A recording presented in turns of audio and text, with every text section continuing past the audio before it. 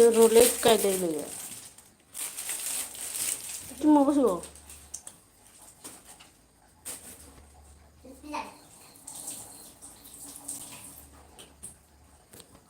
thank you Majuli roaster welcome to my live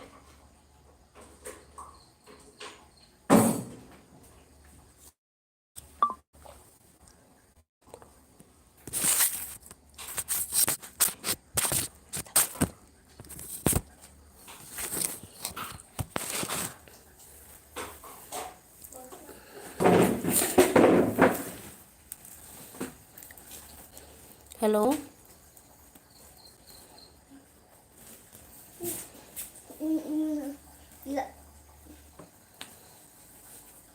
thank you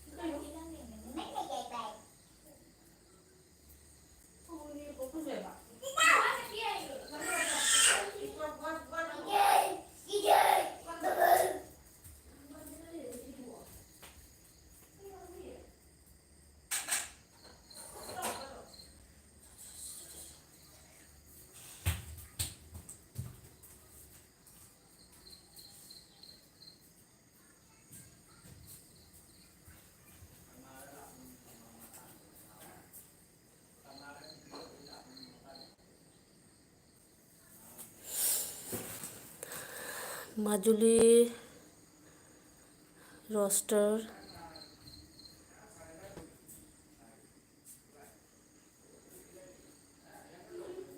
okay Majuli एक comment छोड़ दीजिएगा मेरी वीडियो में अगर मैंने आपको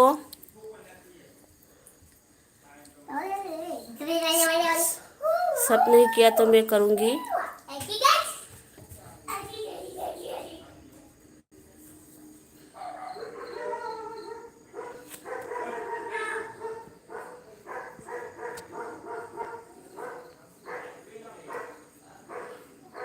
मैं ज़रूर करूँगी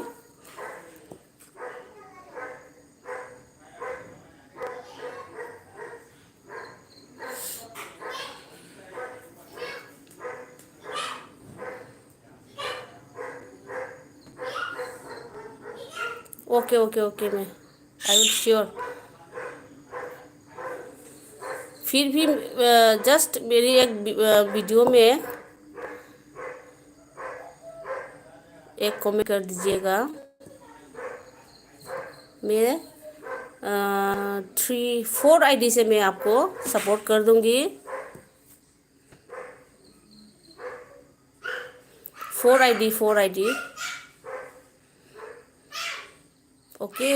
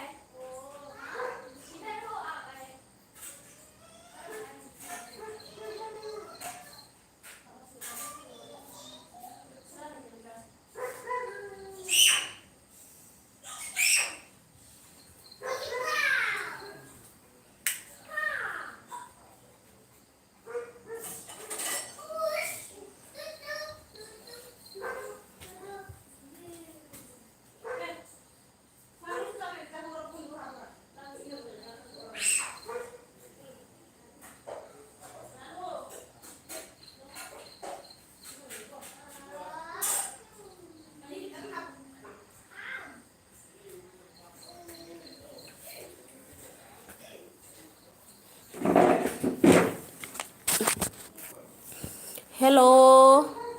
कौन कौन है?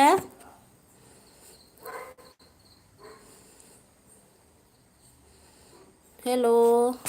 मैं ट्राई कर रही थी। मैंने कभी भी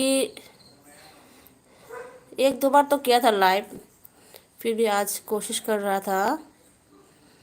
आई एम असम से हूँ। हाँ हाँ हाँ माजुली, मैं भी असम से हूँ। असम कहाँ से हो आप?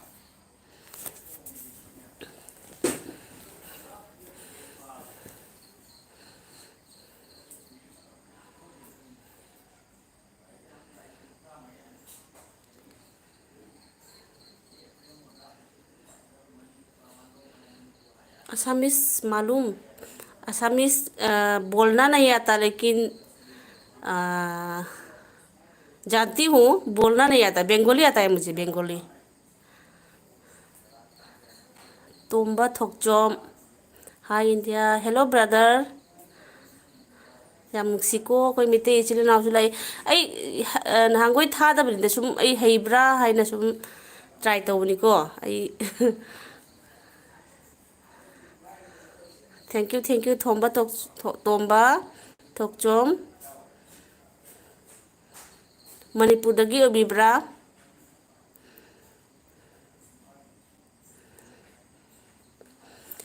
ꯑꯩꯒꯤ ꯆꯦꯅꯦꯜꯁꯦ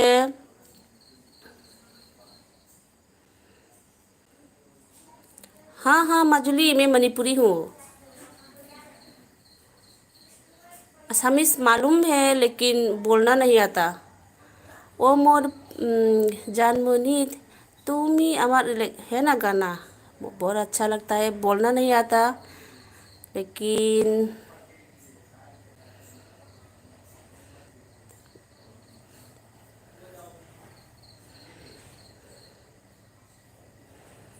मैं सिलचर का हूँ, सिलचर का, असम सिलचर का।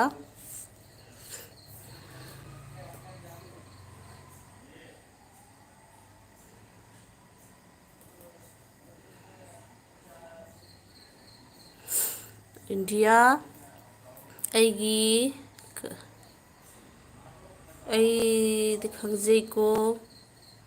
ꯄꯍꯥꯔꯤꯒꯤ ꯂꯥꯏꯐꯇ ꯆꯨꯝꯃꯦ ꯆꯨꯝꯃꯦ ꯑꯩ ꯄꯍꯥꯔꯤꯒꯤ ꯂꯥꯏꯐꯇ ꯍꯦꯛ ꯍꯦꯛ ꯂꯥꯛꯄꯅꯦ ꯑꯩ ꯍꯥꯏꯕꯗꯤ ꯁꯨꯃꯥꯏꯅꯒ ꯂꯥꯏꯐ ꯊꯥꯕ ꯑꯗꯨꯒꯗꯤ ꯂꯥꯏꯐ ꯌꯥꯎꯕꯁꯦ ꯑꯩ ꯌꯥꯝ ꯀꯟꯅ ꯁꯪꯗꯕ ꯀꯩꯁꯨ ꯅꯠꯇꯦ ꯁꯨꯝ ꯑꯩꯅ ꯁꯨꯝ ꯑꯉꯥꯡꯁꯤꯡ ꯑꯃꯒꯤ ꯀꯩꯀꯩ ꯃꯈꯣꯟꯗꯣ ꯇꯥꯔꯒ ꯂꯥꯏꯐ ꯊꯥꯕꯁꯦ ꯅꯨꯡꯉꯥꯏꯔꯣꯏꯗ꯭ꯔꯥ ꯍꯥꯏꯅ ꯁꯨꯝ ꯑꯩꯅ ꯅꯍꯥꯟꯈꯣꯏ ꯊꯥꯗꯕꯅꯦꯕ꯫ ꯑꯗꯨꯒ ꯁꯨꯝ ꯑꯩꯅ ꯉꯁꯤꯗꯤ ꯌꯦꯡꯒꯦ ꯀꯃꯥꯏꯅ ꯇꯧꯒꯦ ꯂꯥꯏꯐꯁꯦꯅ ꯇꯧꯔꯒ ꯌꯦꯡꯕꯅꯦꯕ, ꯈꯪꯗꯦ꯫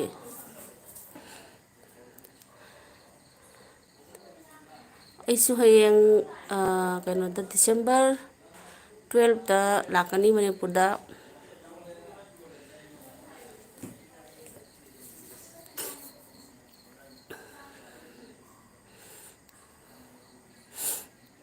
ꯑꯩꯅ ꯆꯦꯅꯦꯜꯒꯤ ꯃꯤꯡꯁꯦ ꯍꯦꯛ ꯑꯩꯅ ꯑꯣꯟꯊꯣꯛꯄꯅꯦꯕ꯫ ꯑꯦꯛꯆꯨꯋꯦꯂꯤꯗꯤ ꯑꯩꯒꯤ ꯅꯍꯥꯟꯈꯣꯏ ꯆꯦꯅꯦꯜꯁꯤꯗꯤ ꯑꯩꯒꯤ ꯇꯦꯁꯠ ꯑꯣꯐ ꯁꯤꯜꯆꯔ ꯍꯥꯏꯅ ꯂꯩꯕꯅꯦꯕ꯫ ꯑꯗꯒꯤ ꯑꯩꯅ ꯁꯨꯝ ꯑꯣꯟꯊꯣꯛꯄ ꯍꯥꯏꯇꯥꯔꯦ꯫ ꯑꯗꯨꯕꯨ ꯑꯩꯅ ꯏꯆꯤꯜ ꯏꯅꯥꯎ ꯑꯩꯈꯣꯏ ꯃꯩꯇꯩ ꯏꯆꯤꯜ ꯏꯅꯥꯎ ꯃꯌꯥꯝꯒꯤ ꯁꯞꯄꯣꯔꯠ ꯄꯥꯝꯖꯕ, ꯑꯗꯨꯒ ꯑꯩꯅ ꯑꯃꯨꯛꯁꯨ ꯈꯜꯂꯦꯀꯣ ꯑꯩꯒꯤ ꯃꯤꯡꯗ ꯊꯝꯃꯁꯤꯔꯥ ꯆꯦꯅꯦꯜꯒꯤ ꯃꯤꯡꯁꯦ ꯍꯥꯏꯅ ꯑꯃꯨꯛꯁꯨ ꯈꯜꯂꯦ꯫ आमारा माजुली से बंगाली।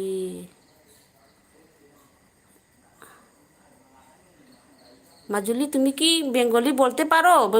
বেঙ্গলি বলো না আসামিস বলো? আমি বেঙ্গলি হলে সব কিছু পারি, কিন্তু আসামিস হলে বলতে পারি না। ꯇꯣꯝꯕ ꯊꯣꯛꯆꯣꯝ ꯃꯅꯤꯄꯨꯔ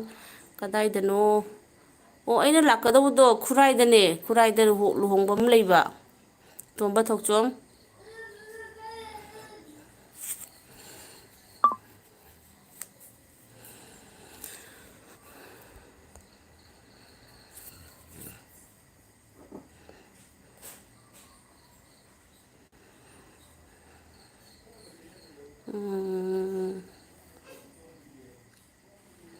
ꯄꯍꯥꯔꯤꯒꯤ ꯂꯥꯏꯐꯇ ꯊꯦꯡꯅꯕ ꯇꯣꯝꯕ ꯊꯣꯛꯆꯣꯝꯁꯨ ꯊꯦꯡꯅꯔꯦ꯫ ꯑꯗꯒꯤ ꯑꯩꯅ ꯑꯩꯒꯤ ꯏꯆꯥꯅꯨꯄꯥꯒ ꯃꯤꯡ ꯃꯥꯟꯅꯩ ꯍꯥꯏꯕ ꯀꯔꯤ ꯍꯥꯏꯕ ꯀꯩꯅꯣꯗꯣ ꯇꯣꯝꯊꯤꯟ काउजुदा अदैदी चुरनबाई सिस्टर चुरनबाई गदो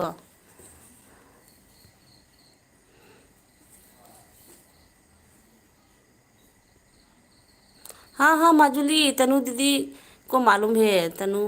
माय सिस्टर तनु भी हमारी यहाँ की है सिलचर की उसको हस्बैंड का घर भी सिलचर में ही है भात खाले भात खाले खाना खाया ऐसे ना हाँ नहीं नहीं खाया नहीं खाया अभी भी तुम थोकचोम चुरानबाइदो ममानी ओ ओ ओ याम नुक्सिये यमको अखोइगी सोशल मीडिया की अखोइगी थ्रूदगी हाइतारेको अखोइ मणिपुरदगी इचिल इनाव अखोइगी सुमाइना तौरगा थेंगनबोसे याम नुक्सी हाइबे वानिको अꯩꯒꯤ इनाउनुपी अꯩ हेक पोक्मिनबा इनाउनुपीदुसु मणिपुरदा युम पाले अदुगा अꯩꯒꯤ इबुंग अहंदुसु माना लौबा निंगोंदुसु मणिपुरगिने थैंक यू तोंबा ओ माजुली रोस्टर तनु दीदी को आसामीज मालूम हाँ तनु को तो बहुत आसामीज मालूम है क्योंकि उसका हस्बैंड नहीं तनु दीदी का जो मायका है ना जो होजाई असम होजाई का है ना वहाँ पर तो आसामीज बहुत बहुत ज़्यादा चलती है ना इसलिए लेकिन यहाँ पर तो आसामीज ज़्यादा नहीं चलता बंगाली ही चलता है इसलिए मुझे बंगाली ज़्यादा आता है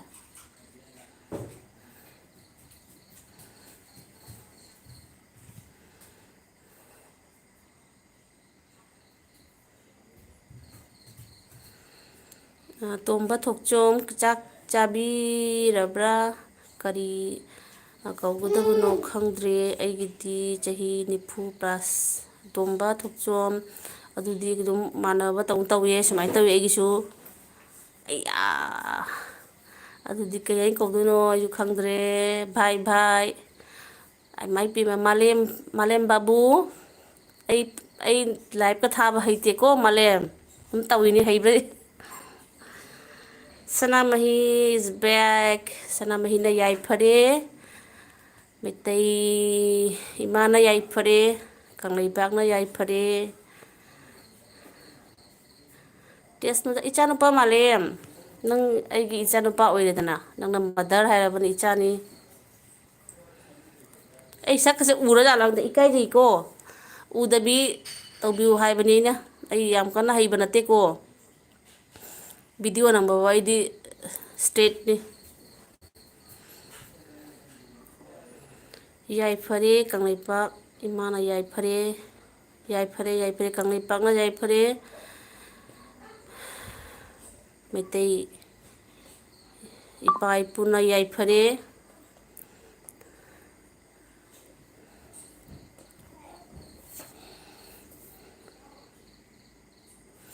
याइफबा तौहिलसी मालेम फार्म प्रोडक्ट याइफबा तौहिलसे याइफबिनसे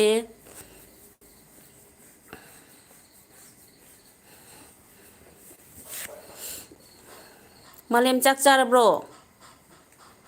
तोंबा मणिपुरदनी ngन ngन चानबनी को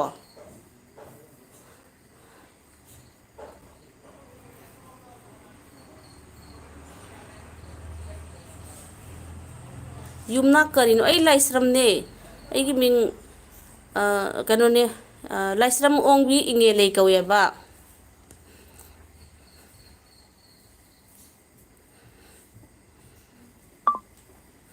मालेम फार्म प्रोडक्ट चाद्रिगे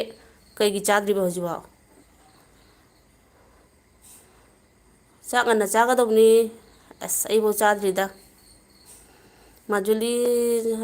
कहलू चर चर कहलू ये थोड़ा मुश्किल हो गया माजुली थोड़ा थोड़ा मालूम है लेकिन ज़्यादा नहीं भात खा ले ऐसे की नेशनली हाय मालेम फार्म प्रोडक्ट कई मथेल उनरगे टेस्ट चिंग सातपी इंगे लई खुमन लेमा इमा इपेमा ꯑꯩ ꯃꯉꯥꯡ ꯆꯅꯨꯅꯤ ꯑꯗꯨꯒ ꯍꯧꯖꯤꯛꯅ ꯈꯨꯃꯟ ꯂꯩꯕ ꯑꯣꯏꯕꯅꯤ ꯀꯩꯅꯣ ꯇꯧꯏ ꯑꯉꯥꯡꯁꯤꯡ ꯆꯤꯛꯀꯟ ꯆꯥꯒꯦ ꯍꯥꯏꯅ ꯃꯣꯏꯒꯤ ꯊꯣꯡꯕꯤꯔꯦꯕ ꯑꯗꯨꯒ ꯑꯩꯅ ꯀꯩꯅꯣ ꯇꯧꯕ ꯏꯔꯣꯟꯕ ꯇꯣꯝꯕ ꯊꯣꯛꯆꯣꯝ ꯏꯇꯥꯎ ꯀꯧꯅꯁꯤꯀꯣ ꯌꯥꯏꯌꯦ ꯇꯣꯝꯕ ꯏꯉꯦꯜ ꯂꯩ ꯑꯩꯗꯤ ꯆꯥꯔꯦ ꯍꯋꯥꯏ ꯑꯣꯏꯅ ꯍꯋꯥꯏ ꯀꯩꯅꯣꯗꯨꯔꯣ ꯀꯔꯤ ꯀꯧꯒꯦ ꯃꯤꯡ ꯃꯁꯣꯔꯤ ꯃꯨꯛ ꯑꯃ ꯂꯩꯕꯗꯣ ꯃꯅꯤꯄꯨꯔꯗꯗꯤ ꯍꯋꯥꯏ ꯊꯣꯡꯕꯒꯁꯦ ꯀꯌꯥ ꯆꯥꯟꯅꯗꯦꯅ ꯍꯥꯏꯌꯦꯕ ꯃꯔꯝꯗꯤ ꯀꯩꯅꯣꯗ ꯃꯅꯤꯄꯨꯔꯗ ꯑꯩꯈꯣꯏꯒꯤ ꯍꯥꯎꯗꯧꯕ ꯏꯔꯣꯟꯕ ꯀꯥꯡꯁꯣꯏ ꯆꯝꯊꯣꯡ ꯁꯨꯃꯥꯏꯅ ꯃꯌꯥꯝ ꯑꯃ ꯂꯩꯕꯅꯤꯅꯅꯦ ꯑꯗꯨꯅ ꯑꯣꯏꯇꯥꯔꯦꯀꯣ ꯍꯋꯥꯏꯒ ꯄꯥꯛ ꯄꯥꯛ ꯆꯥꯅꯤꯡꯗꯦ ꯍꯥꯏꯌꯦꯕ ꯃꯣꯏꯅ ꯇꯩꯅꯣꯗꯨꯗꯤꯀꯣ माजुली रोस्टर तनु दीदी को हाँ तनु दीदी का लाइव है शायद मैं कभी नहीं किया ना मैं पहले कभी नहीं किया ऐसे ही मैं फर्स्ट टाइम ट्राई कर रही थी माजुली अभी कितना टाइम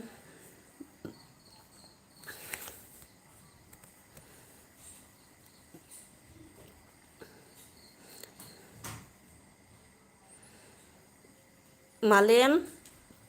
माजुली के नंगा कनेक्ट लेब्रा माजुली अगर मालेम के साथ कनेक्ट नहीं है तो कनेक्ट कर जैसना ब्लू पीबा काय कमाई पीनगे जैसना आई हम कन हईतेको आई इचा नुपी तव तव तहलेनी जे कमाइना ब्लू गा पीनरीबा माना चेनेल अमदा नमु हाय कहीं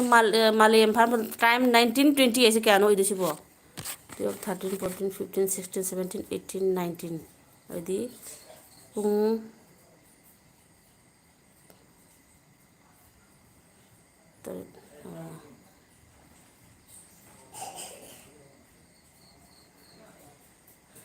तुम तो इताव हंगाम यामना तोयना चाय इताव मरक्ता हवाई चावन ओ कैसु कायदे हवाई दुसु दुम अखोइगी चाव मथौनी प्रोटीन यामना फंगेना हाइको अदुगा कोई सोमदा सिलचर कनो सोमदने कोई चाबदा हाउगदौबा पुंफंग फंगदबा हाइतारेको अगांगसिंगना हंगाम अमा अमा सेक्ता चाव यादे मनानी जबरानी हेक्ता हायेबा अदुना मोइगी हवाई से खर तोयना थोंबी अदुगा चिकन थोंगो मोइगिदी चाबदा नुंगाइगदो मरु मरang nga थोंगदो अमुक सावी मरु यावी याय मालेम फार्म प्रोडक्ट नचानुपी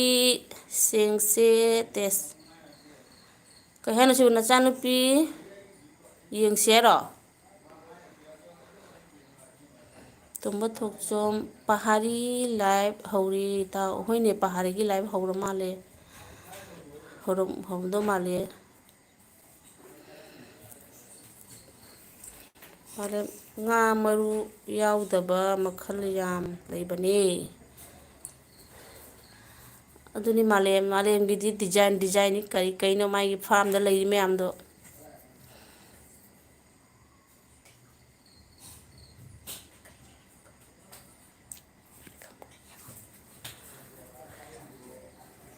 नचानुपी मसक येंगसी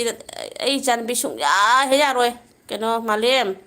अतोम्बीदुदी एगी वीडियो दसु याउरबनी नहावाई एगी मुबांग कईका तौबदा अहनसिमदी सीरसु यारोय मा सुंसा यारोय मा फोन नंबर अमतसु थमदे मरु मपांग फोन नंबर करीम तौदमिनी माइसे सीधा मानो सीधा कनोनी माइसे माजुली रोस्टर खाना खाया माजुली नहीं अभी तक खाना नहीं खाया हमने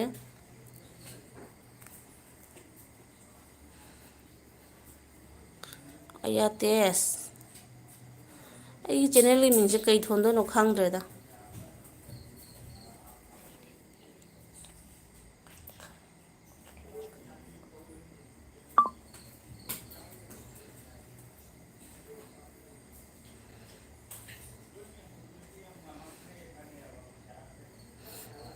तोंबा थोकचोम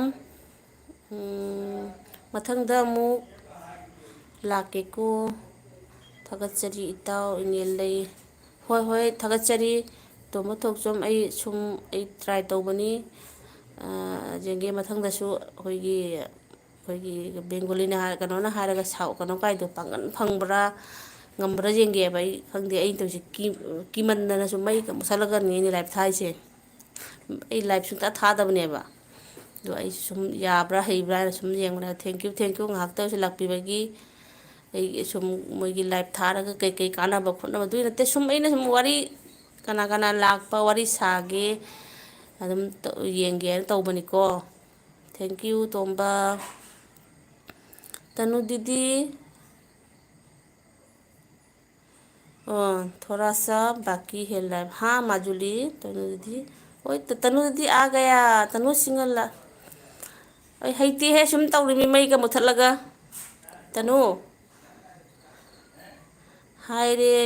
पारिसे जानमनी तुमी आमार कायदो हैब्रा हैतरा मई मुथल कीमंदना तविसनिको तनु मालेम फार्म प्रोडक्ट टेस्ट आई सक उरबो उदीनी कदानो उई मालेम की सक उरे मालेम से हेरो का मानमनी ये मालेम से ग्लास सन ग्लास के उपसलदना पापा उदे को अमुकला अनिरक्तनी मा सक उठखिसे मी तेने उदबाई उग्रे तनु सिंगा चे नंग किजे ये नोय कमाई लाइफ थाइनो ने नुतिगी आई सीदोरे कला कनिक्तना मालेम फार्मदा तनु मनु उखिदे कुइरेदा तनुदी उई है मादी इसे सकपी तौना का डंग डंग त थलकपनी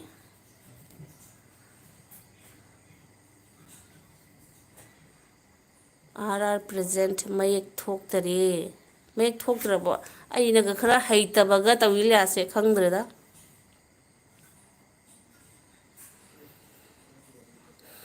थैंक यू आर प्रेजेंट अगी लाइफ से लापीबगी आई सुम हैतना ट्राई तौबनी याब्रा चुम्ब्रा ना हैब्रा सुम जेंबनी थैंक यू थागतचरी लापीबगी मालेम फार्म प्रोडक्ट अनिता दी उबनी ओ अनिता दी उबनीबा माजुली रोस्टर तनु दीदी चारबा अपिन डॉट ओने खंग तनुदा हाई मान सी लोन से डिपार्टमेंट तादरे तनुना मुखुमी एको दोटो बोनाय कई हाई नो दोटो बोनाय सिबो अस मालेम फार्म प्रोडक्ट अनिता दी आई सक फजना उबनी को टेस कई नंग नमो अनिता दा साइड ओइना उरुरबाय सिबो अखोइना आई वीडियो दा मनी खक उखिबदुदगी नंग नमो तोंगाना मो मोंदा उरुरबाय से फै उलु तनु सिंहा मूर एलबी होइसे माजोली मोई जाओ भाई पेमा खंद्रे नोगी माजोली मोई करी हाय जाओ दे तनु सिंहो चे एलबी टाइम होइसे बाइको ठीक है तनु दीदी अलबी करो ऐसे तुम हैब्रा जेंग मिल माजुली रोस्टर ए मज्जा तनु सिंहो प्रोडक्ट हाई एंड बाय कई बता ना प्रोडक्ट हाई एंड बाय हाई है ने तनु सिंहो यस वेलकम आर प्रेजेंट नुंगाइनरिबो मयामबो आउ नुंगाइरि हाइबा तारेको कई हाइनी अखोइगी पुंसी हिंगलीबा मखै चाक चखोम अमा चारगा नादा येक्तना सुम लेबसे नुंगाइरि ना हाइबा तारे कई हाइनी अवाबा कया अखोइ मणिपुरदगी अवाबा मयामदुगी उरुबदा थमोइदगी दुक्की मतिक नुंगाइते अखोइसु दुक्की मतिक सरुक याजरी ऐसु हंतकी थासिदा मणिपुरदा लाक्सगनी माजुली रोस्टर कमिंग तनु सिंहो करीनो दीदी का हाय घरे दीदी नंगे इचे तारेदना लाइफ थाबा हैबा मिसिंगो लो इचे ngata आई हैतबाइना अतोम्बी तारेदना मालेम फार्म प्रोडक्ट आमी भालो आछि माई पिम्मा आमी भालो आछि तनु गाय रेनी मासु लाइव जाउमन्दना हैरे बसे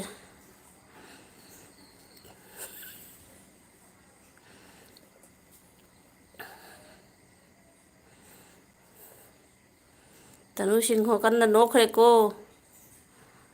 nokmandana kang changba tare khayata.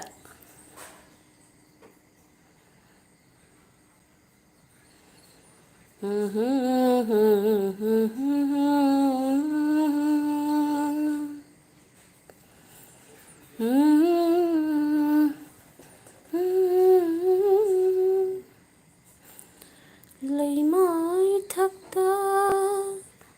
kela bôi. Hai kadon din to isin mo. Majuli roster time हो गया। तनु दीदी भागो, लाइव का टाइम हो गया। माजुली बुला रही है। निहारिका सलाम, थैंक यू निहारिका मैडम। मैं ऐसे ही ट्राई कर रही थी, मुझे नहीं आता लाइव करना। बहुत डर डर के कब कब के मैं लाइट उट बंद करके ऐसे ही ट्राई कर रही थी। मुझे नहीं आता है सब। ऐसे ही मैं देख रही थी क्या होता है लाइव। मालेम फार्म प्रोडक्ट मणिपुर दा लाख लद्दी फोन नंबर दो हाइडक उ थेंगनासी टेस्ट फुनसी हाइरो फरे लाकेन लादी फोन नंबर हाइदा सुंगाई मिगी लाइव अमा मदई दुम हाइरके अदुगगी फोन नंबर सुपिरके तौबदी करी लमदनो मालेम गिदुना मालेम फार्म तमु आंटी तनु आंटी हाइबा नत्रो तनु दा आंटी हाइग्रे निहारिका सलाम मयाम याउदरी लाइक तौबियु को खंगदे दा लाइक का इसे लाइक का करी का खंगदे सुम येंगी मे हाइब्राइना ngasiदी खतंग ngasiदी नते को ngahak से युम से लांग म खतंग वाटली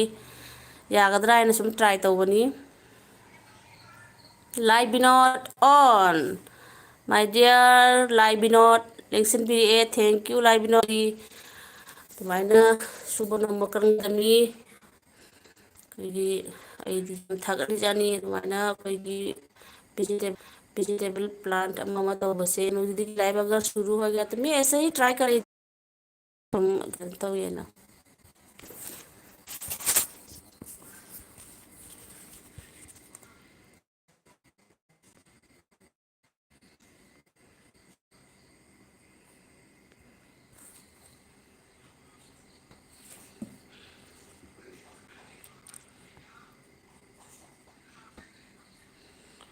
आज मिते ने इताव कौरे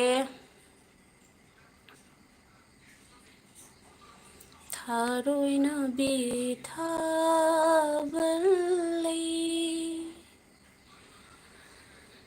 लैमाई थक्ता केलाबो लैमाई थक्ता केलाबो पामुई पामुई सोनले के संग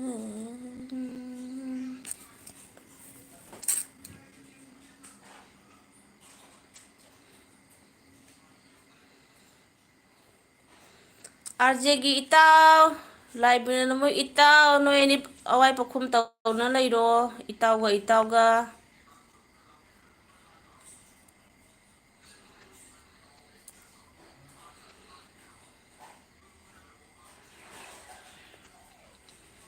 इस चुम्बरनी कदों नोएगी कैमरा से ओले जे खंगे ने माई मिट का उग्र जाला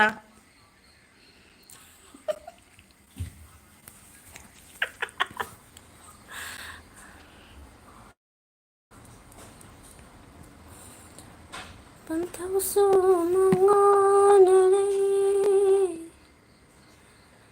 na chumlei chen china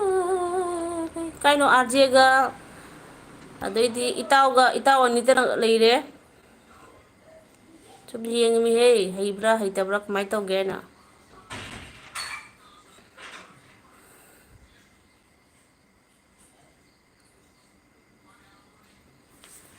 Siro live thabai do ai nahangoi ki ne tha tha ning lei base subai tawra bora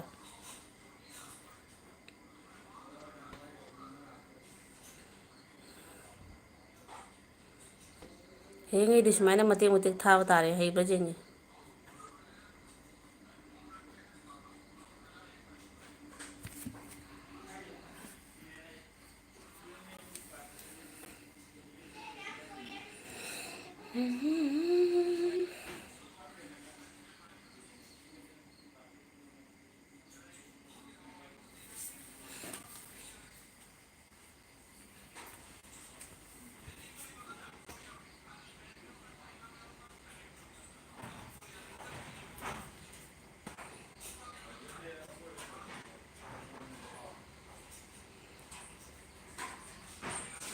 ꯃꯤ ꯑꯅꯤꯈꯛꯄꯨꯗꯤ ꯂꯩꯕꯤꯔꯤꯀꯣ ꯀꯅꯥ ꯀꯅꯥꯅꯣ ꯁꯨꯝ ꯌꯦꯡꯉꯤꯀꯣ ꯑꯩꯁꯦ ꯍꯩꯕ꯭ꯔꯥ ꯌꯦꯡꯉꯨ ꯍꯩꯕ꯭ꯔꯥ ꯌꯦꯡꯕꯤ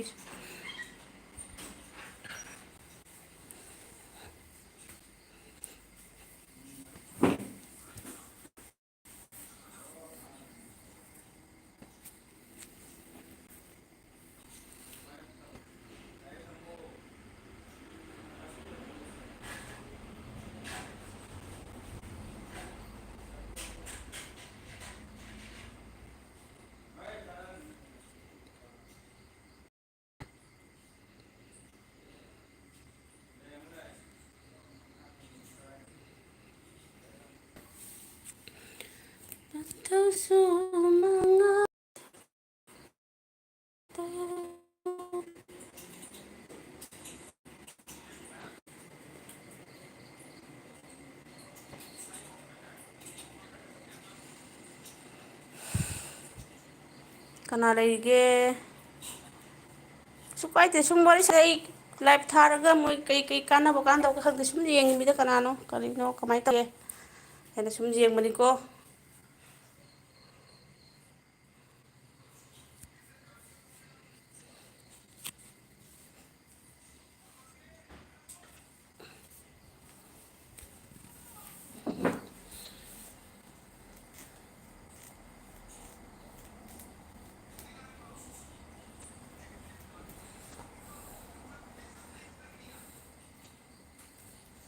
ꯈꯪꯗꯦ ꯏꯇꯥꯎ ꯅꯦꯠꯁꯦ ꯑꯩꯒꯤꯔꯣ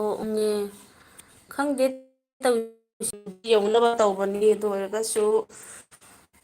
ꯃꯔꯨ ꯑꯣꯏꯕꯗꯤꯅꯕ ꯐꯪꯒꯅꯤ ꯈꯪꯅꯕ ꯐꯪꯒꯅꯤ ꯑꯁꯤꯅ ꯃꯔꯨꯅꯤ ꯍꯥꯏꯅ ꯈꯜꯂꯤ ꯑꯩꯗꯤ ꯑꯩꯒꯤ ꯋꯥꯈꯜꯗ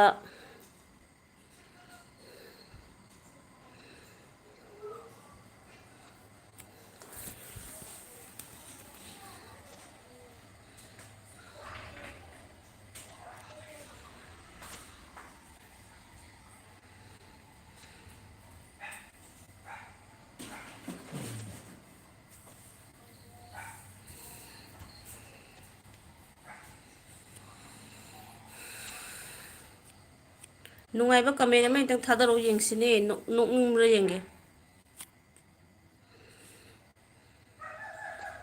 ꯍꯩꯕꯣꯟꯇ ꯁꯨꯝ ꯌꯦꯡꯉꯤꯃꯤ ꯑꯩꯁꯦ ꯀꯃꯥꯏꯅ ꯇꯧꯕ ꯀꯗꯧꯕ ꯍꯥꯏꯅ ꯑꯗꯨꯏ ꯇꯣꯁꯇꯨꯕꯨ ꯀꯌꯥꯅꯤ ꯁꯨꯔꯒꯦ ꯆꯥꯔꯖ ꯇꯧꯔꯤꯁꯤꯕꯣ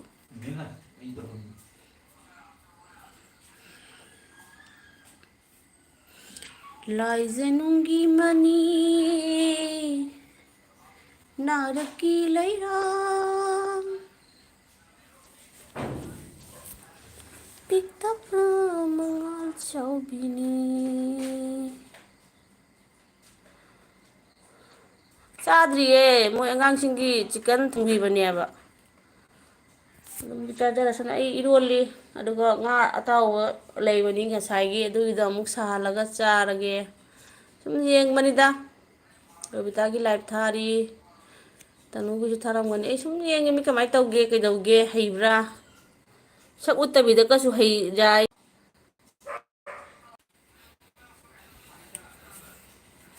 ꯄꯨꯟꯁꯤꯒꯤ ꯑꯃꯨꯛꯇꯐꯥꯎ ꯂꯥꯏꯚ ꯊꯥꯗ꯭ꯔꯒ ꯀꯅꯥ ꯂꯥꯛꯇꯣꯏꯅꯣ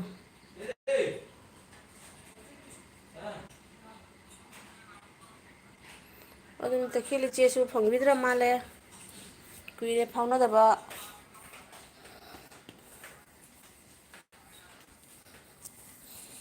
ꯇꯈꯦꯜ ꯏꯆꯦ ꯃꯥꯡꯈ꯭ꯔꯦ ꯃꯥꯡꯈ꯭ꯔꯦ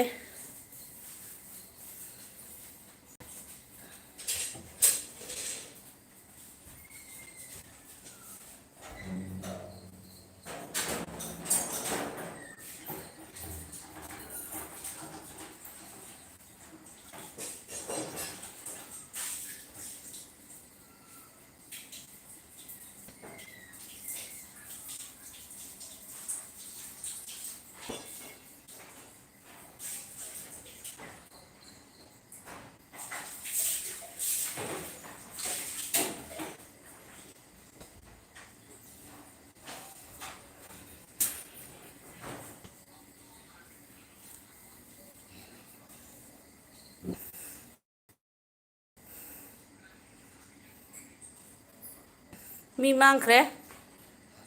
ꯑꯣ ꯃꯤꯒꯤ ꯃꯣꯏ ꯅꯍꯥꯟꯒꯣꯏ ꯊꯥꯕ ꯃꯌꯥꯝꯗꯨꯒ ꯑꯗꯨ ꯂꯩꯔꯝꯒꯅꯤꯗ ꯑꯩꯅ ꯍꯧꯖꯤꯛꯇꯤ ꯊꯥꯔ ꯀꯥꯟꯅ ꯂꯥꯛꯀꯗꯣꯏꯅꯣ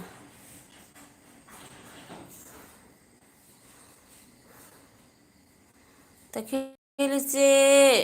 ꯇꯈꯦꯜꯒꯗꯣ ꯐꯪꯉꯝꯃꯔꯣꯏꯗ ꯑꯩꯒꯤ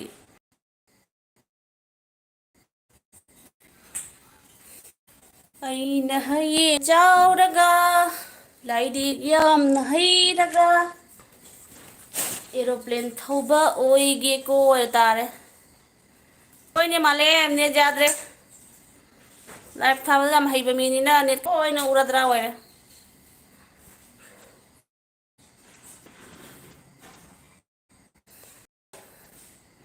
ꯀꯁꯥ ꯅꯟꯗꯤ ꯕ꯭ꯂꯣꯛ ꯏꯃꯥꯏ ꯄꯦꯝꯃ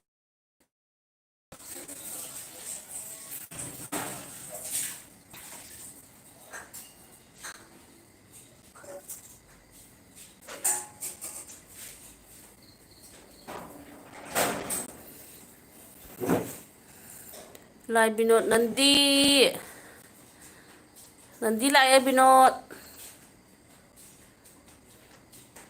ꯃꯥꯂꯦꯝ ꯏꯔꯣꯟꯕ ꯑꯉꯧꯕ ꯆꯥꯏ ꯑꯗꯨꯅ ꯑꯩꯗꯤ ꯏꯔꯣꯟꯕꯇ ꯆꯥꯅꯤꯡꯉꯤ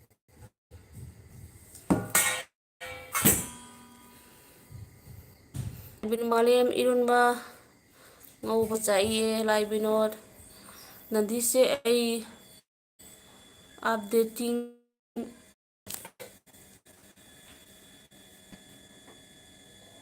ꯀ꯭ꯔꯤꯁꯅꯥ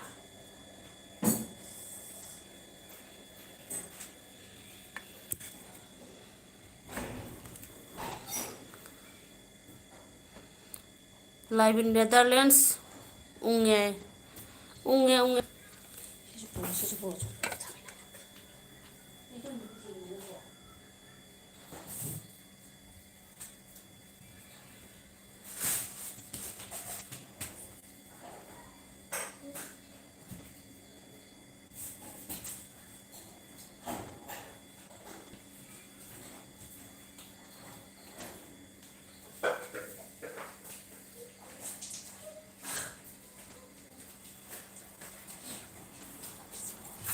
ꯆꯥꯛ ꯏꯪꯕ ꯄꯨꯡ ꯊꯣꯏ ꯂꯥꯛꯀꯦꯕ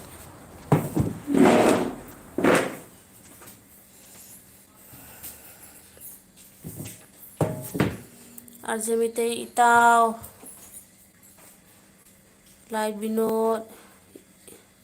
ꯏꯕ ꯁꯣꯏꯔꯦ ꯅꯟꯗꯤꯁꯦ ꯑꯩ ꯎꯕꯗꯒꯤ ꯆꯠꯈꯔꯦ ꯍꯥꯏꯕ ꯑꯣ ꯑꯣ ꯑꯩꯅ ꯅꯦꯗꯔꯂꯦꯟ ꯀꯥꯏꯅ ꯏꯪꯂꯤꯁ ꯑꯣꯜꯂꯨꯔꯦ ꯑꯥꯔꯖꯦ ꯏꯆꯦ ꯇꯦꯁ ꯅꯦꯠ ꯎꯔꯨ ꯎꯔꯨ ꯂꯩꯔꯦ ꯂꯩꯔꯦ ꯂꯩꯔꯦ ꯑꯩ ꯁꯨꯝ ꯌꯦꯡꯉꯤꯅꯤꯀꯣ ꯂꯥꯏ ꯕꯤꯅꯣꯠ ꯏꯇꯥꯎ ꯏꯇꯥꯎ ꯑꯅꯤꯇ ꯉꯥꯏꯔꯦ ꯇꯧ ꯂꯤꯂꯥꯁꯦ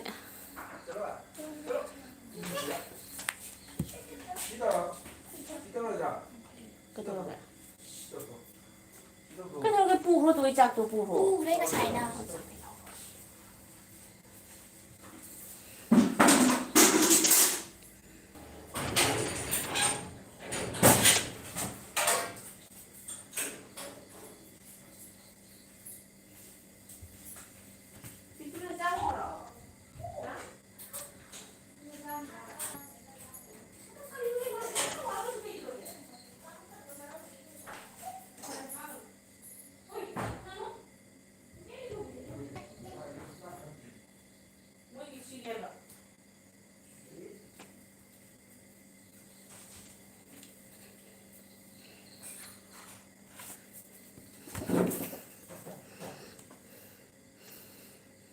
ꯑꯥꯔꯖꯦ ꯃꯤꯇꯩ ꯕ꯭ꯂꯣꯛ ꯏꯇꯥꯎ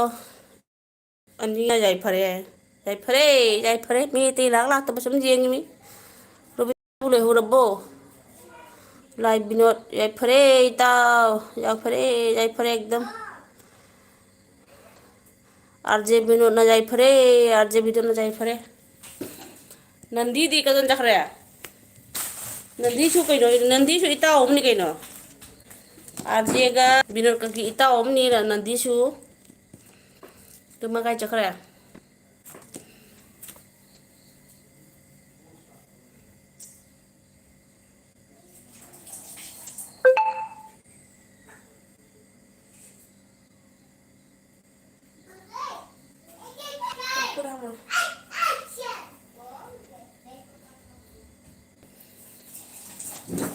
आरजे मिते इचे टेस्ट करी हिंजांग नो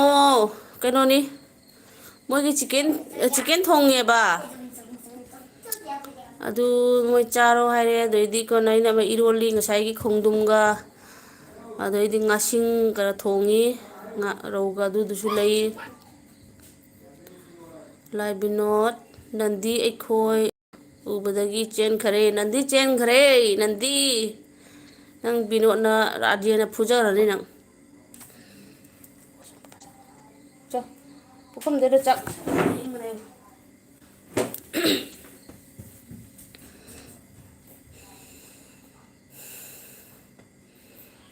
लाइजनुंगी मनी नारकी लैरांग पापा फोन ना परोगा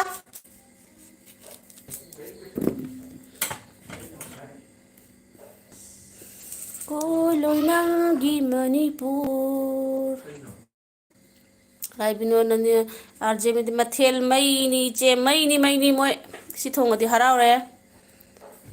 सि पुकोसे चाला तोंगा कनो इचे वारी लिरकलो वारी लिसिरा वारी नुंग वारी दिलै को इसे खंगदे वीडियो मली गे दिखन बनी अदुगा लाइव सिगा लीरा सिराइबो मी यामदे मी जामदि लिगदबनी मतै मनाव खक लइये मी पुरमक्की मतै मनाव खटनाबको अदुगा सिगी मतै मनाव सुंदी पुंसी खटनादे आइ कितंग भौ तर्का नोंग भौ तादे आइ अदु सि वारी सि बोइबु लाइव सिगा लीरद्रा पामु सिरा कमाय तबसिगे खंगद्रे मोयनी खटनादे हाइबसिगी मरम अचुमबरा चुमदबरा खटनादे आइसे अदुगैदी नोंगमतंग भौ करिंग भौ खटनादे आइ si laikai meyam changna thigale moy ani sibu chumbra khana di aise no mata bo langna di ai adoidi nupa aduna su adoidi mai hajiki mate manaw sigi nupa duga su meyam changna hangbada punsi se khana de khoeni hai base meyam khundugi miduna yadrimi ko noy ani khana de moy ani khana de wari se kai ginoida दुनिया की मंत्री मंडल चिंबा निंथौ भाव चिंबा नोंमतंग भाव कजनदब मते मनाव नोंमतंग भाव ओइदबसे याउदेबसे मी पोनेबा मथेन बदमे लाइबिनोट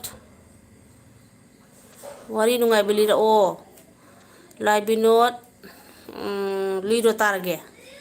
नंगना नुपी जे थीदे बा मी मते मनाव खनदबे लीबसिबु जागद्रो आरजे मिते ब्लॉग इचे अदुदी वीडियो लिरकलो पमु अदुई खलिस वीडियो दगा अफा सानगा मुबांग तविनै दो लोइरकपद म दिनसिमद तर्क तौबदि सोदा जाम नोइनिको नंग सुंगाय अदुबु हजिकी मते बनासुदि तौदे आइ मसिगरिबा आस्ता खुंदुगी मीदुना सुंगा जानिंदे आइ खमब्रा नोइनी खटनादे आइसे जारोय नुपादुना हाइने करी नोइना सीसीटीवी कैमरा खिनगेरा नत्रगना सीआईडी इंस्पेक्टर सीआईडी थाजलगा तुमिना यंगनगेरा से नोय अमतंग येंगु हाइरि बारिसे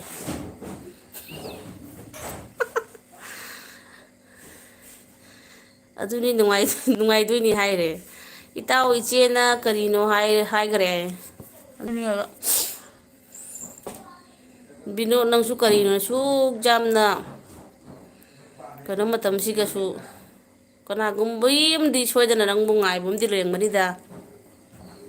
ngaijarangmaniaba sigumba chamlaba moigi pakhang ama imunggi sumaina khonsaman da thawa yaujaba thamoi sengba sigumba pama nupi amadi soydana lengmani लेजरिम को फनासु मागी सिपाई ओइगेरा नत्र थबक तौबा अचौबा ओइगेरा आइदि खंगदे खरा उराव थराव तौबा नुपासिदे आइदि खरा दि आइना हेना जदे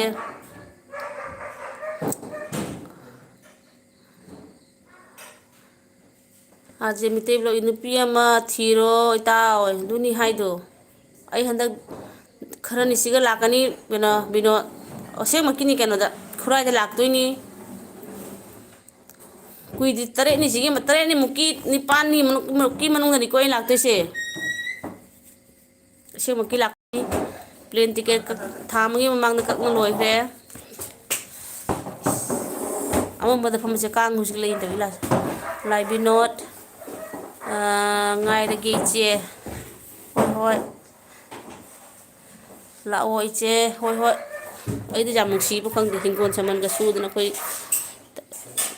kana ita inau binod na nau hai tare ko kai hai ni koi di noi ta kana se mui masi banau taragi atom bane ba mai manau pa gumba kai amata leitaba manau nupa su leitaba machan bu su leitaba aduna nusieba itwana inao ma leidi chenna ma kainde nusieba jam leiramdi phani ko kai hai khanjale bai de noi charo jak to lai bino la oi che ajemite lo itao iche ga unara binot kai phani video nam sira kai video nam do sibo ila adi video nam sira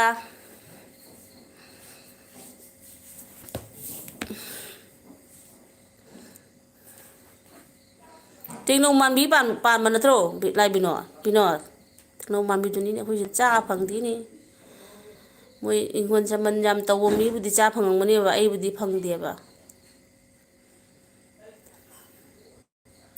arje mitei unaro haiba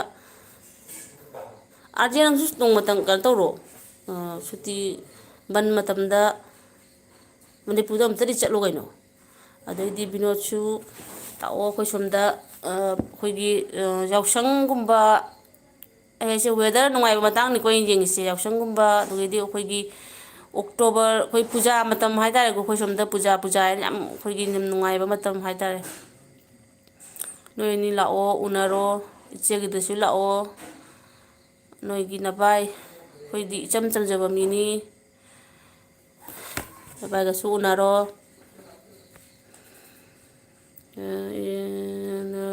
ajemite blo unaro haiba yai video namlaga pukho panle tengno man bi lei hairo tengno man manipur da tengno man bi haidana khurumdana tengno ene sum haiba man bi ga yaude lon jeina mong kanoda heta kawe khoi nam pi leba khundo kani khunno ma haidubo now pi yum pale ba manipura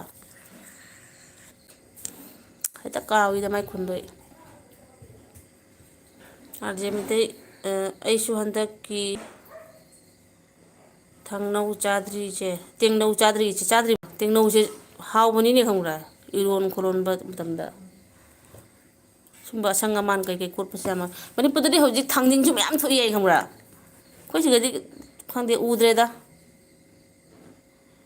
dunia dari manbi mu jauri ba ko somdana kari na jaudri manbi natra mane tengno ta hara tok di manipur da di yongchak su thoe ai ko sig thok tri chin da hawda potse leite ta somda di duna ni hawai thongba nga thongba side dum tainari se ai irol laga kangsoi tawraga chamthong tawraga hawda posakse irei leita ba haitare swaida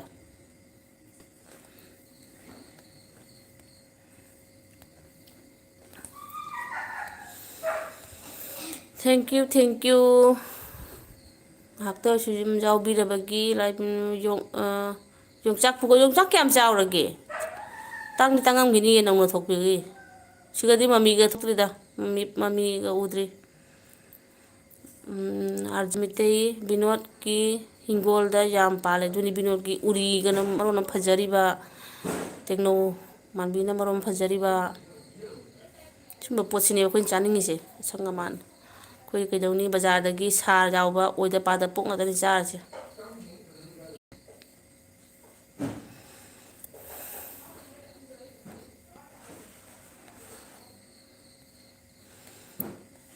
te tang su pudi prok ni asani ko handai chatpa se prok se na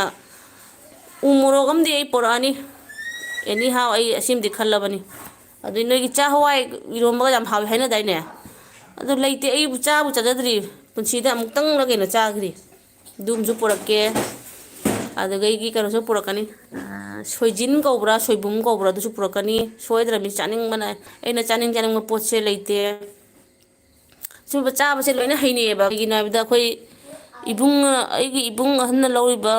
ꯅꯨꯄꯤꯗꯣ ꯃꯅꯤꯄꯨꯔꯒꯤ ꯅꯤꯉꯣꯜꯅꯤ ꯑꯗꯨꯅ ꯃꯣꯏꯒꯤ ꯁꯨꯝ ꯃꯄꯥꯝꯗꯒꯤ ꯄꯨꯔꯛꯄ ꯃꯌꯥꯝꯗꯣ ꯁꯨꯝ ꯄꯨꯔꯛꯏꯗꯅ ꯍꯦꯛ ꯍꯦꯛ ꯂꯥꯛꯄ ꯃꯇꯝꯗ ꯑꯗꯨ ꯂꯣꯏꯅ ꯑꯩꯅ ꯆꯥꯕꯗ ꯄꯥꯝꯖꯕ ꯍꯥꯏꯇꯥꯔꯦꯀꯣ ꯑꯗꯣ ꯄꯥꯝꯗꯤ ꯄꯥꯝꯃꯒꯁꯨ ꯑꯃꯨꯛ ꯁ꯭ꯋꯥꯏꯗ ꯐꯪꯗꯤ ꯐꯪꯉꯦꯀꯣ ꯑꯩꯈꯣꯏ ꯁꯤꯗꯩ ꯊꯥꯞꯄꯤ ꯈꯔ ꯀꯩꯅꯣꯒꯗ ꯁꯣꯏꯕꯨꯝ ꯁꯣꯏꯖꯤꯟ ꯀꯩ ꯀꯔꯥꯗꯣ ꯑꯗꯨꯒ ꯑꯩꯈꯣꯏ ꯁ꯭ꯋꯥꯏꯁꯤꯗꯤ ꯐꯪꯗꯦꯗ ꯎ ꯃꯣꯔꯣꯛ ꯀꯩ ꯀꯔꯥ ꯍꯥꯏꯁꯤꯕꯨ ꯅꯣꯡ ꯐꯥꯗꯣꯛꯀ ꯂꯥꯏꯕꯛ ꯐꯔꯨꯔꯒ ꯐꯪꯕꯩ ꯋꯥꯅꯤ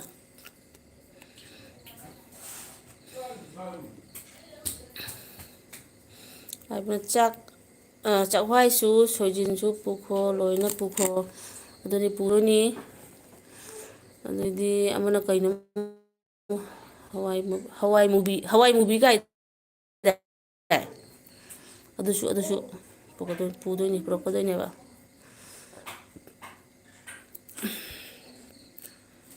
ꯀꯔꯤ ꯍꯥꯏꯕ ꯑꯩꯈꯣꯏ ꯏꯅꯥꯎꯄꯤ ꯂꯩꯕ ꯈꯨꯟꯗꯣ ꯍꯦꯛꯇ ꯀꯥꯎꯏ ꯃꯥꯏꯁꯦ ꯑꯩ ꯀꯨꯀꯤ ꯃꯔꯥꯡ ꯀꯥꯏꯕ ꯈꯨꯟꯅꯤꯅꯦꯍꯦ ꯃꯥꯏꯗꯨꯕꯨ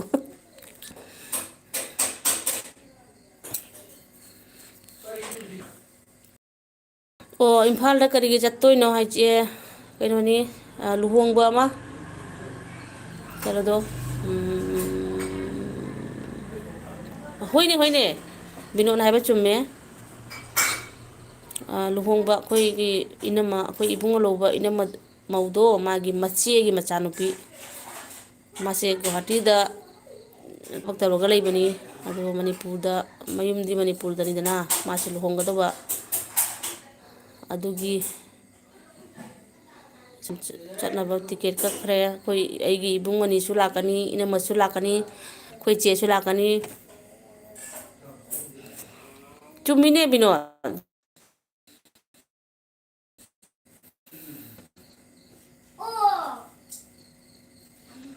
ꯂꯥꯝꯃꯒ ꯆꯦꯟꯈ꯭ꯔꯦ ꯇꯅꯨꯒꯤ ꯂꯥꯏꯐ ꯊꯥꯔꯝꯒꯅꯤ ꯔꯣꯕꯤꯇꯥꯒꯤꯁꯨ ꯊꯥꯔꯝꯒꯅꯤꯀꯣ ꯑꯩꯗꯤ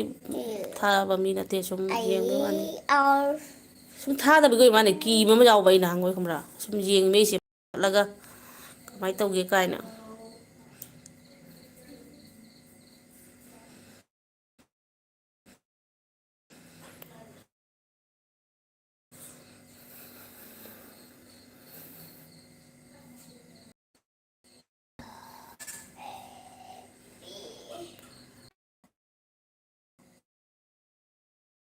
ꯄꯥꯏ ꯐꯣꯟ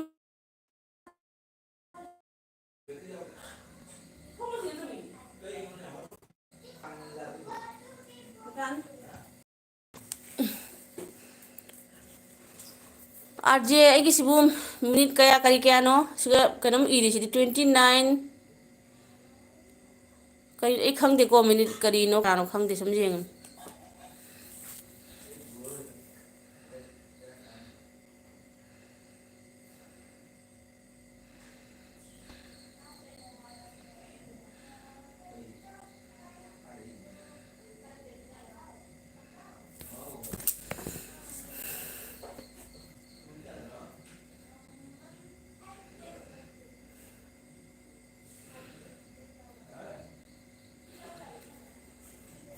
ꯍꯣꯏꯅꯦ ꯃꯤꯅꯤꯠ ꯀꯌꯥ ꯇꯧꯔꯒꯦ ꯑꯩꯁꯦ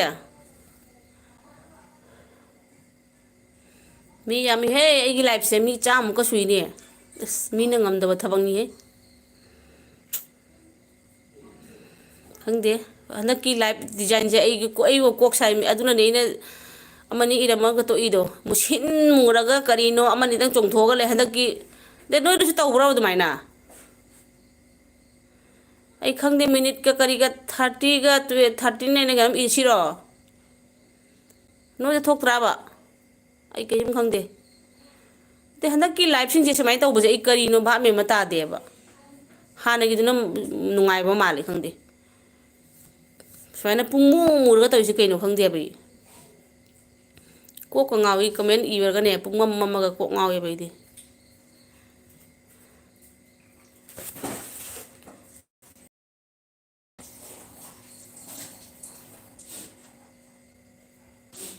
Ô bộ kẹt kẹt mình kẹt rồi đấy, xếp tới lỗ hỏng quá.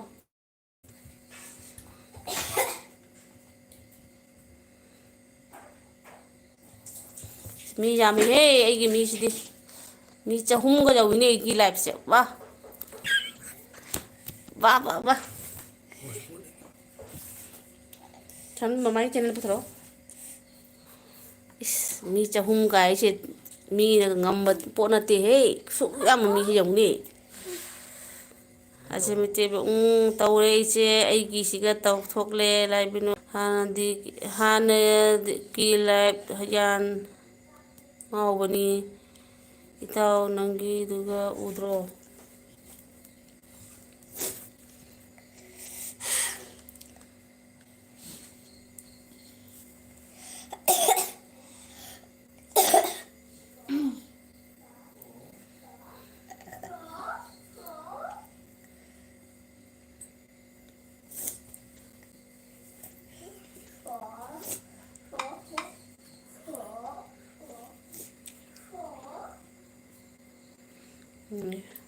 Lacto उदे ताव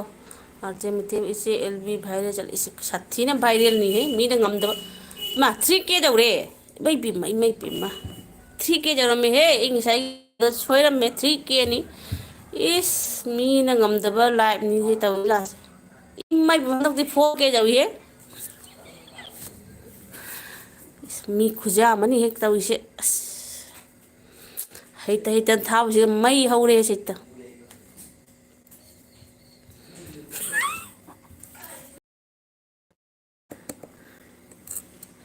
इमाई पे 4K जाऊँ हे 3K तो लान घरे ने मई हो ये से तो सिबु नंग मोय दबा पोट ने बसे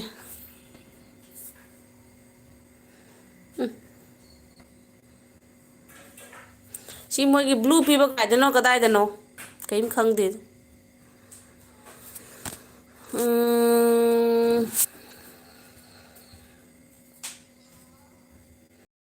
आलू जाउदनी नमे मई हेते मई हो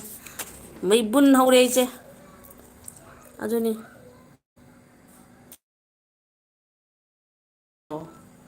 मोडेरेटर सी ओरमगन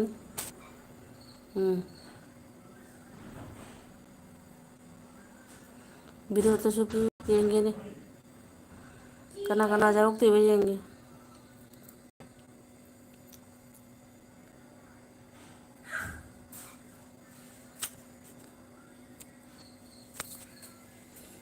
चुम्मा बसिबो ब्लू का ओइरे बसिबो नावे नोय हेक नमजनो सब्सक्राइब तो सुनो एक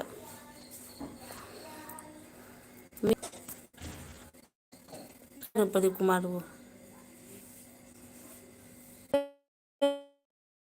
मैतई ब्लॉग का लाइव वीडियो कता वीडियो ऑन तौरो अदुगगी वीडियो ऑन तौरगा तौबा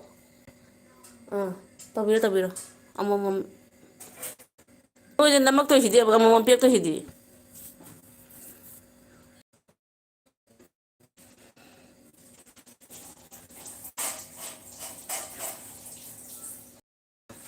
नोय अनि दे हेंद्रे ने मी कसे तौरबा वीडियो दना मुको दे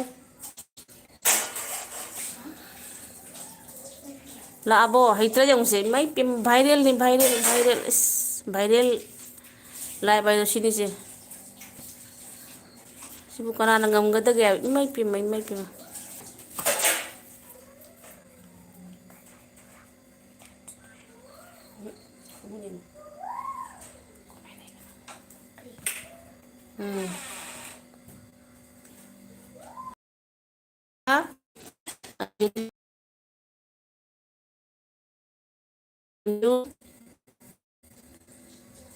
lấy bữa nay nè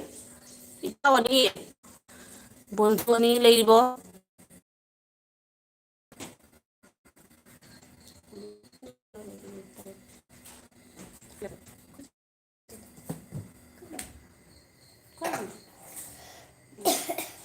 time kaya thoko jang kaya surugin thage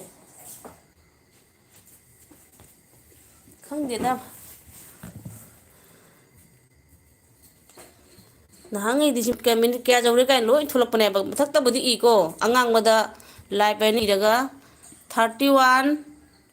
15 0 minute che arja da choma pi khra bani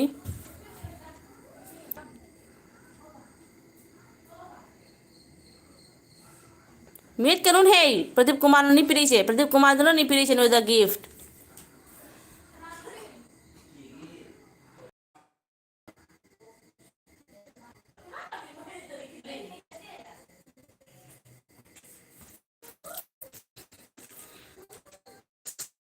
hai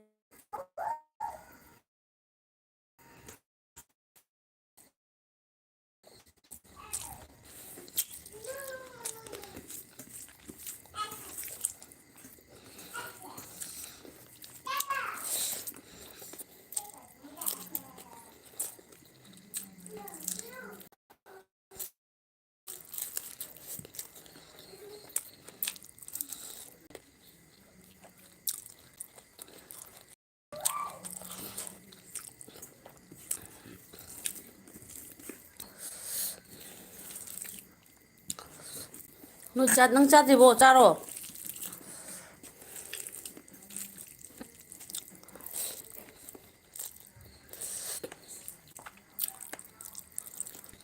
tum le dum ye me ye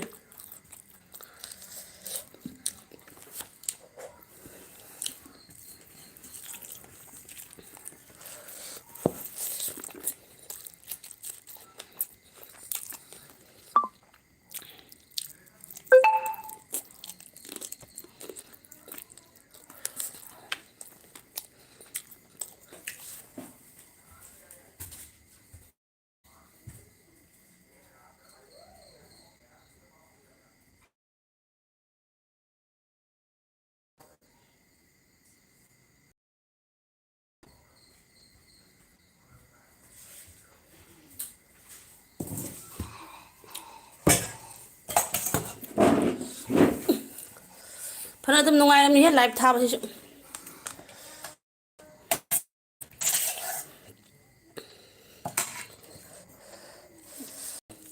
gift am pi ki ra Binod bhai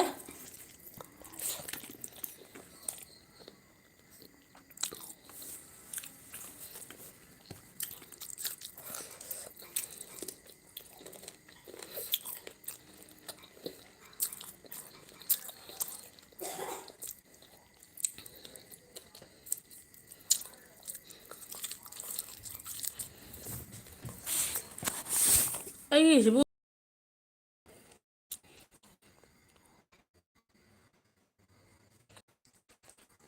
ona de la ai mai ko len to ko chum ba jang ko iba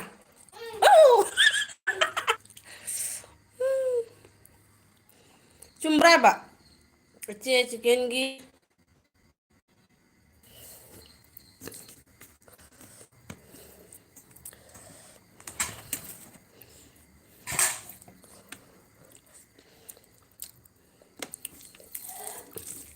ai che rau gi ma khadai ga jauri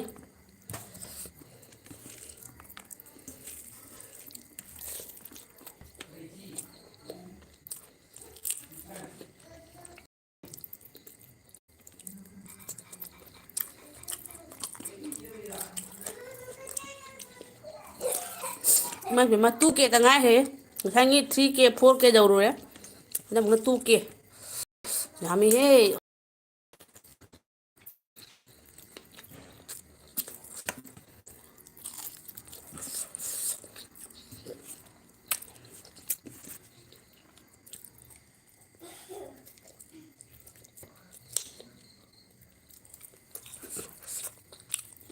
chicken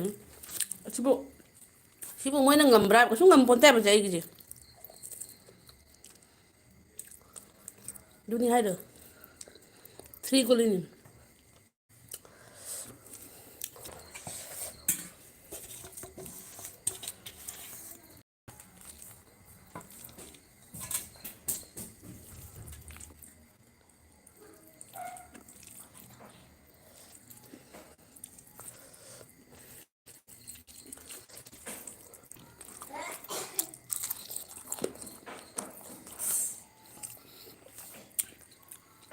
Goli Marini. Thank you for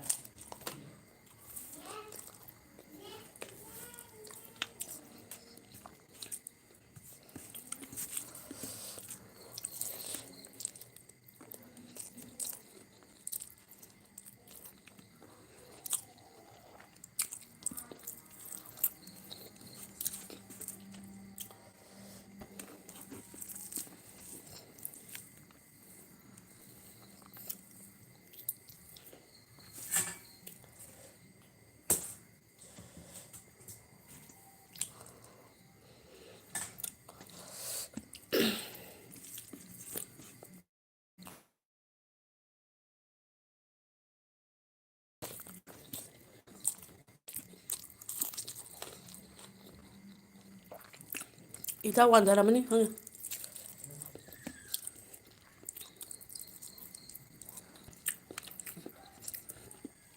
Gin nama thabak sure ita una. Binod na ne. Sasungan na charang mani. Masih dia koi RJ su namwan charam ni.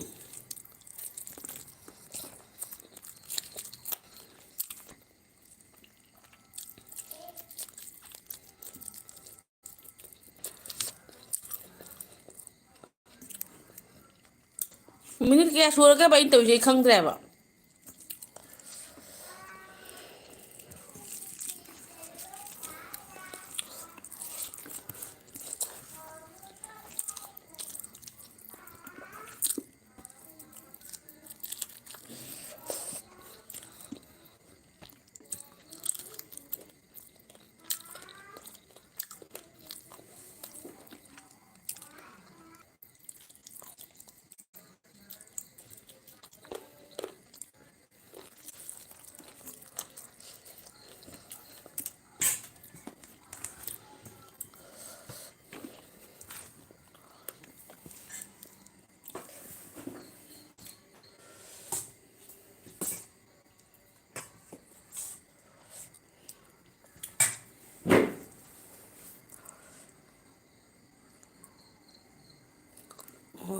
Ji chaba.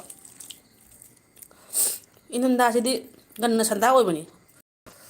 Do nangai di pung mapan tara kai se tabada. Mantaw hadi chang mani bo. Pung je abidi time jam phange ba pung mapan taba kai se.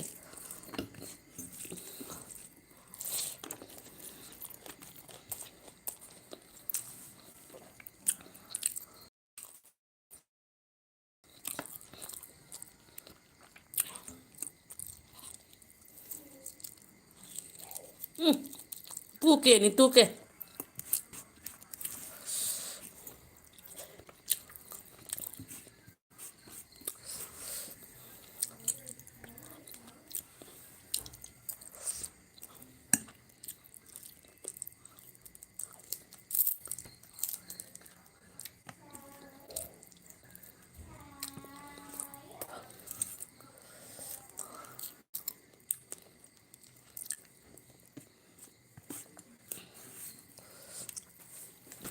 Ôi mà.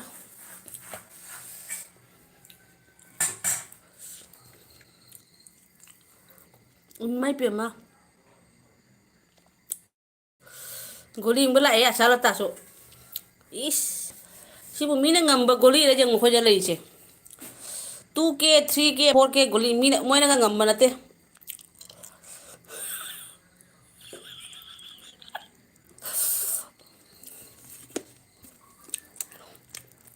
Sala ta ngang tung ra bo.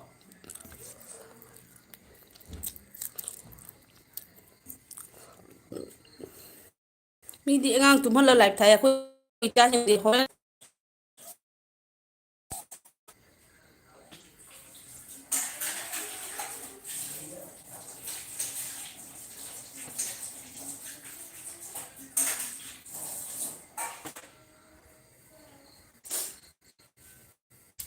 Ate ai gi se.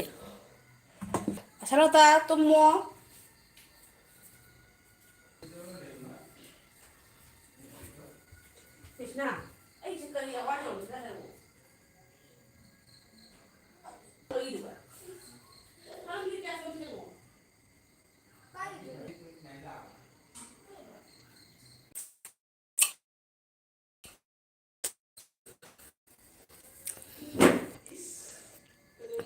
ꯑꯣ ꯑꯉꯥꯡ ꯇꯨꯝꯈ꯭ꯔꯦꯕ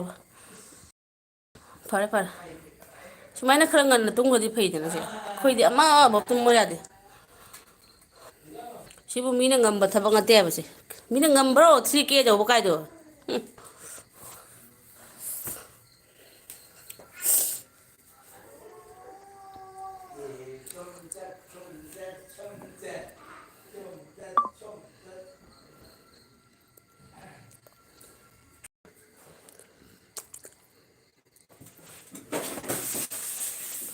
ꯂꯣꯏꯔꯦꯗꯅ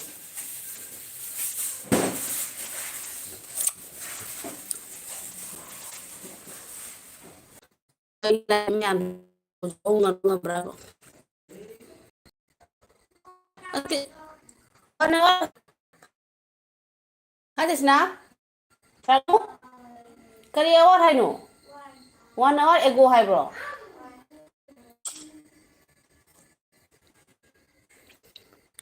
ꯑꯩꯒꯤ ꯅꯦꯠꯔꯣ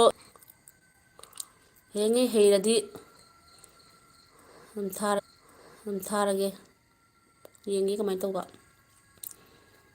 ꯊꯥꯔꯒꯅ ꯀꯔꯤ ꯀꯌꯥꯝ ꯀꯥꯟꯅꯔꯤꯕ ꯀꯩꯗꯧꯔꯤꯕ ꯑꯗꯨꯁꯨ ꯌꯦꯡꯒꯦ